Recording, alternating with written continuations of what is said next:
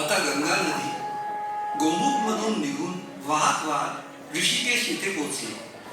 ऋषिकेश एक नयनरम्य स्थान असून हिंदू तीर्थक्षेत्र आहे. हे शहर हिमालयाचे प्रवेशद्वार आणि जागतिक योग राजधानी म्हणून ओळखले जाते.